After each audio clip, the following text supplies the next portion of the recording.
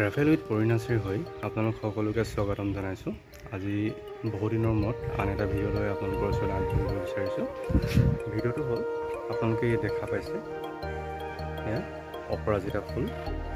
অপৰাজিতা ফুল আমি ঘৰততো লগাই লওঁ সকলোৱে, কিন্তু ইয়াৰ ব্যৱহাৰ বা ইয়াৰ উপকাৰিতা বিষয়ে আমি হয়তো নাজানো। সেই গতিকে এই ফুলৰ বিষয়ে কিছু কথা আৰু ইয়াৰ পৰা কেনেধৰণৰ আমি সুফল পাব পাৰোঁ তাৰ বিষয়ে আপোনালোকক কিছু কথা ক'বলৈ আগবাঢ়িছোঁ। প্ৰথম কথা হ'ল অপৰাজিতা ফুল আমাৰ সমাজত প্ৰচলিত প্ৰবাদ অনুসৰি কেৱল প্ৰথমতে সৰগতহে পোৱা গৈছিল, পিছত ইয়াক মৰ্ত্যলৈ নমাই অনা হ'ল। যি কি নহওক, এই ফুল হিন্দু ধৰ্মৰ মতে ভগৱান শিৱক অৰ্পণ কৰা হয় আৰু বিষ্ণুক অৰ্পণ কৰা হয়, আৰু মা দুৰ্গাকো পূজা অৰ্চনাৰ বাবে তেওঁ বেদীত অৰ্পণ কৰা হয়। যি কি নহওক, এই ফুলবিধ এবিধ লতাজাতীয় ফুল। আপুনি ইয়াক যদি এবাৰ ভালদৰে স্থায়ীভাৱে এটা পাত্ৰত বা ওখ ঠাইত আপোনালোকে লগাই লয়, ই বহুদিন ধৰি বাচি থাকে আৰু এই ফুলৰ পৰা আপোনালোকে ইয়াৰ উপকাৰসমূহ ল'ব পাৰিব বা লাভৱান হ'ব পাৰিব। প্ৰথমতে ক'ব ওলাইছোঁ, আজিকালি আমাৰ যান্ত্ৰিকতাৰ যুগত বহুতো ৰোগ ব্যাধিয়ে দেখা দিয়ে। সেই অনুসৰি এই অপৰাজিতা ফুলৰ আমাৰ জীৱনত এক গুৰুত্বপূৰ্ণ ভূমিকা আছে। এই অপৰাজিতা ফুলৰ পৰা ব্লু টি বা নীলা চাহ প্ৰস্তুত কৰা হয়। এই ফুল আপোনালোকে বজাৰত যদি চাহ হিচাপে খাবৰ বাবে যদি আপোনালোকে ক্ৰয় কৰিবলৈ যায়, প্ৰায় 200 গ্ৰাম বা 250 গ্ৰামৰ পেকেটত আপোনালোকে 400 পৰা 500 টকাৰ পৰা লয়। গতিকে আপোনালোকৰ ঘৰত যিবিলাক অপৰাজিতা ফুল আছে, সেই অপৰাজিতা ফুলসমূহ আপোনালোকে দৈনিক যিবিলাক ফুল ফুলে, সেই ফুলসমূহ আপোনালোকে এখন প্লেটত আপোনালোকে ছিঙি ল'ব।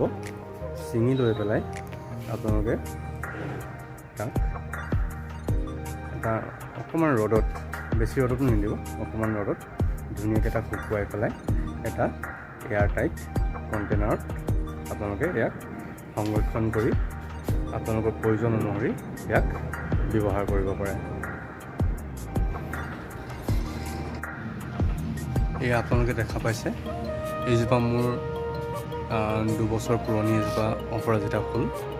এই ফুলজোপা মই এটা ডাঙৰ পাত্ৰত এইদৰে দি ৰাখিছোঁ আৰু সময়ে সময়ে ইয়াৰ পৰা ফুল পাই থাকোঁ, আৰু এই ফুলসমূহ পূজা অৰ্চনা বা চাহ হিচাপে ব্যৱহাৰ কৰোঁ। এতিয়া চাহ প্ৰস্তুত কিদৰে কৰিব পাৰি অপৰাজিতা ফুলৰ পৰা, তাৰ বিষয়ে আপোনালোকক কিছু কথা ক'ম। প্ৰথমতে এই অপৰাজিতা ফুল কেইপাহমান মই ছিঙি লৈছোঁ।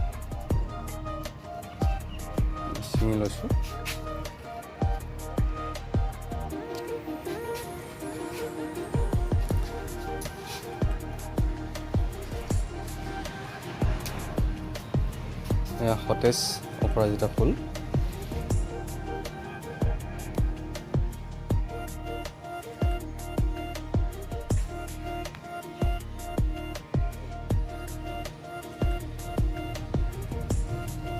হ'ব, এই ফুলকেইপাহ মই লৈ লৈছোঁ, আৰু ইয়াৰ পৰা কিদৰে চাহ প্ৰস্তুত কৰিব পাৰি আমি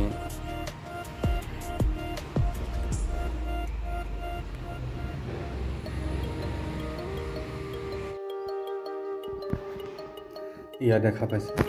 চাহ প্ৰস্তুত কৰিবৰ বাবে মই অলপ আগতে গছৰ পৰা ছিঙি অনা অপৰাজিতা ফুলকেইপাহ ভালদৰে ধুই ল'লোঁ,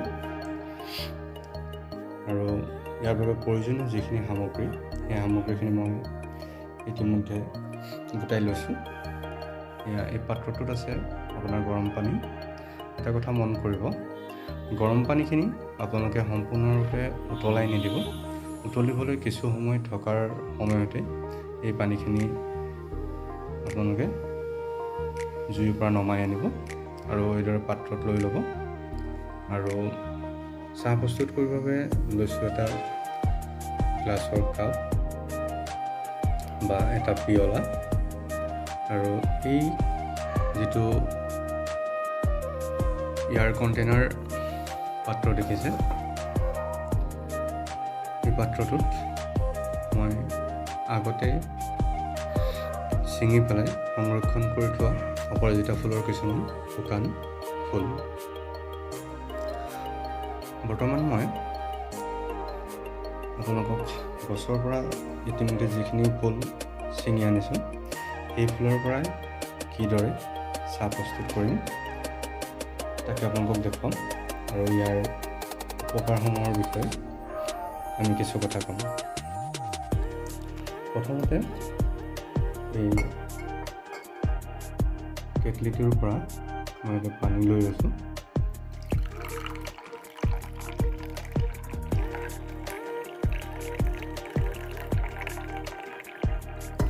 হৈ যাব। আৰু এটা কথা মন কৰিব, মই যিমানখিনি পানী লৈছোঁ, সেই পানীখিনিত চাহ প্ৰস্তুত কৰিবৰ বাবে দুপাহ অপৰাজিতা ফুলেই যথেষ্ট। যদি আপুনি তাতকৈ কাঢ়াকৈ বিচাৰিছে খাবৰ বাবে, তেতিয়াহ'লে 3 পাহ 4 পাহ দি দিব পাৰে। ইয়াত মই দুপাহ ফুলেই প্ৰয়োগ কৰিম। এইদৰে ফুলটো দি দিছোঁ আৰু চামুচখনে অলপ সময় ডুবাই দিছোঁ। আৰু এটা কথা কি হয়, আপুনি ইয়াত যিমান ফুলৰ পৰিমাণ বঢ়াই দিব পাত্ৰটো অনুযায়ী, সিমানেই ইয়াৰ কালাৰটো ধুনীয়া হ'ব। আৰু মই কালাৰটো অলপ আহিবৰ বাবে মই ইয়াত আৰু এপাহ দি দিছোঁ, 3 পাহ ফুল দি দিছোঁ। দেখিছোঁ পাত্ৰটোত মই ইতিমধ্যে ফুলসমূহ দি দিছোঁ। আৰু এতিয়া বলকচোন আমি অপৰাজিতা ফুলৰ পৰা হোৱা উপকাৰ বা যি আমাৰ বেনিফিট, সেই বেনিফিটৰ বিষয়ে কিছু কথা জানিম।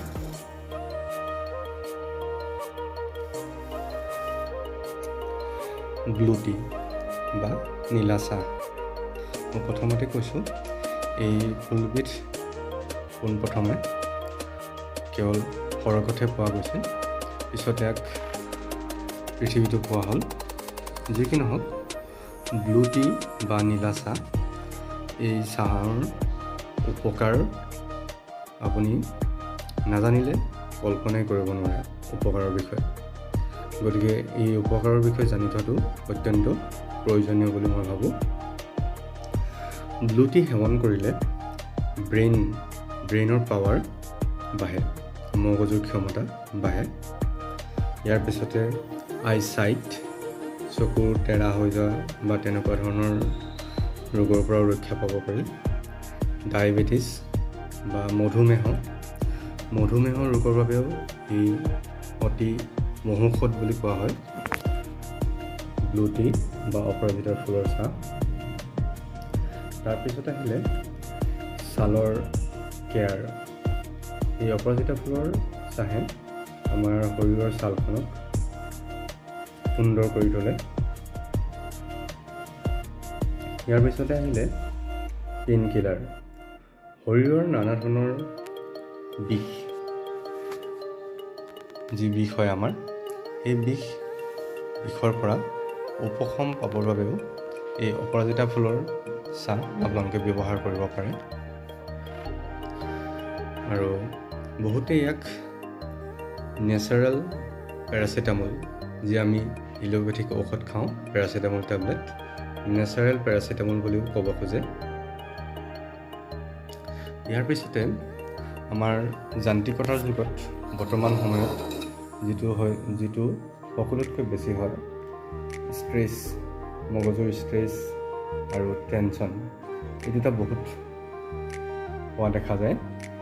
আপোনালোকে এই ব্লু টি যদি সেৱন কৰে আৰু এই ষ্ট্ৰেছ আৰু টেনশ্যনৰ পৰা কিছু হ'লেও উপশম পাব পাৰিব। গতিকে আপোনালোকে পৰাপক্ষত যদি আপোনালোকৰ ঘৰত অপৰাজিতা ফুল আছে, এই অপৰাজিতা ফুলৰ পৰা আপোনালোকে চাহ প্ৰস্তুত কৰি আপোনালোকে খাওক আৰু আনকো খুৱাওক। আৰু দুই এটা কথা যিসকলে নাজানে বা জানিবলৈ ইচ্ছা কৰে তেওঁলোককো এই ফুলৰ বিষয়ে কওক। এইখিনিতে আৰু এটা কথা, আমি দৈনিক যি আমি চাহ খাওঁ, আপোনালোকে হয়তো খায়, পুৱা শুই উঠিয়ে একাপ ৰঙা চাহ সকলোৰে প্ৰিয়। সেই চাহকাপত আচলতে আমি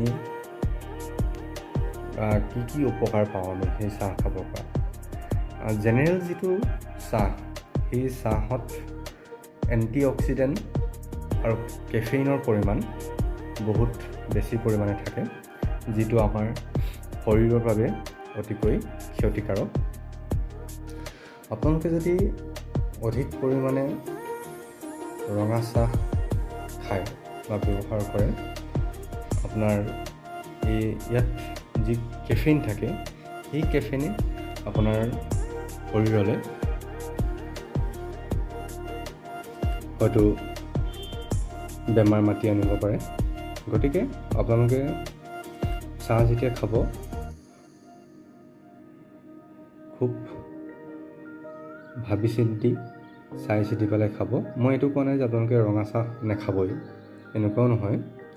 গতিকে আপোনালোকে পৰাপক্ষত আমাৰ প্ৰাকৃতিকভাৱে যোৱা যিবিলাক চাহ, সেই চাহবিলাক আপোনালোকে সেৱন কৰক। আপোনালোকৰ শৰীৰটো নিৰোগী হৈ থাকিব। গতিকে আপোনালোকে পৰাপক্ষত এই প্ৰাকৃতিক চাহ খাওক। আৰু সেইকাৰণে এই ব্লু টিক কেফেইন ফ্ৰী টি বুলিও কোৱা হয়, যিটো ইয়াত কেফেইন শূন্য আৰু যিটো আমাৰ শৰীৰৰ কাৰণে অতি ভাল কথা। গতিকে আপোনালোকে যিমান পাৰে অপৰাজিতা ফুল ফুলি থাকিলে আপোনালোকে তাক পেলাই নিদি সযতনে তাক ভালদৰে ধুই পখালি ৰ'দত অকণমান শুকুৱাই পেলাই এইদৰে টেমাত সংৰক্ষণ কৰি আপোনালোকৰ যেতিয়া সুবিধা হয় সেই সুবিধা অনুযায়ী আপোনালোকে এই চাহ খাওক আৰু শৰীৰটোৰ কম বেছি পৰিমাণে ৰোগৰ পৰা ৰক্ষা কৰক। এয়া দেখা পাইছে ইতিমধ্যে চাহখিনি প্ৰস্তুত হৈ উঠিছে, খাব পৰা হৈছে। দেখিছে, আপোনালোকে যদি ভালদৰে চায় এই পানীখিনি দেখিছে, এটা ধুনীয়া নীলা ৰং দেখিছে। আৰু এই ফুলকেইটা আপোনালোকে ভালদৰে ইয়াৰ পৰা উঠাই আনিব, আনি পেলাই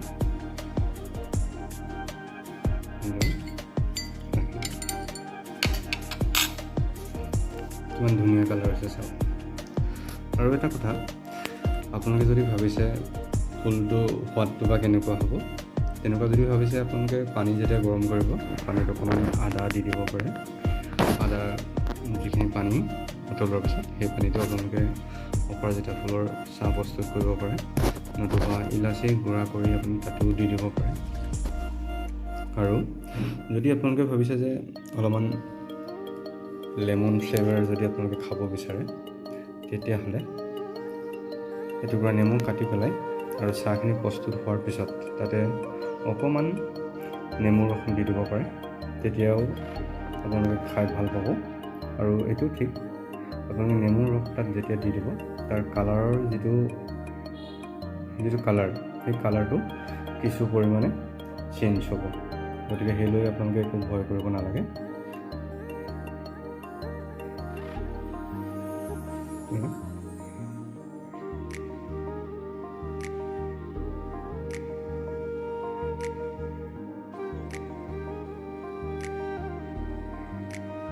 এইখিনিকে আপোনালোকৰ ওচৰলৈ আগবঢ়ালোঁ।